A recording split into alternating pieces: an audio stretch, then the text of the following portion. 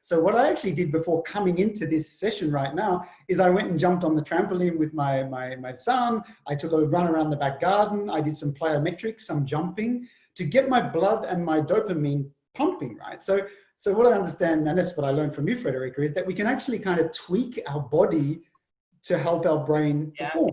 It's a huge insight, isn't it? And since we've been doing this, as you're saying, Jamie, I used to advise people around creativity to go for a run and get on your bike, because we know that's when the ideas happen. But there's so much more to it.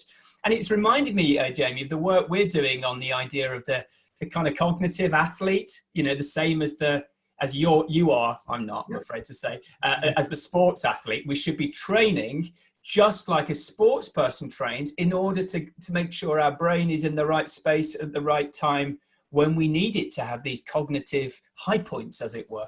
Absolutely. And I think this, sorry, Friederike, go ahead.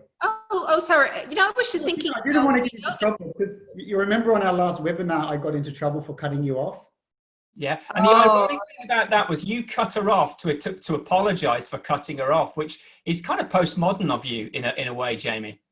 Now I'm just cutting you guys off. So that gave me all the permission I need. So, you know, we know that sports is truly important for our brains. It prevents dementia. Sorry, I have a speaking trouble today. So it prevents dementia, it improves learning, it makes you think better, it makes you more creative. The big question, I think, for people is, how can you find time to exercise? Like, what can you do? And one simple thing that I like is to integrate it into your day. Like, for example, I had an interview with a journalist before we came together here, and I did that while walking. Right? So I took a few steps. I'm trying to get the 10,000 steps. And whenever I have a call like this, I walk at the same time. What do you do, Greg, to implement it? Well, it's interesting. Since the three of us have been working together, I found myself being influenced by both of you.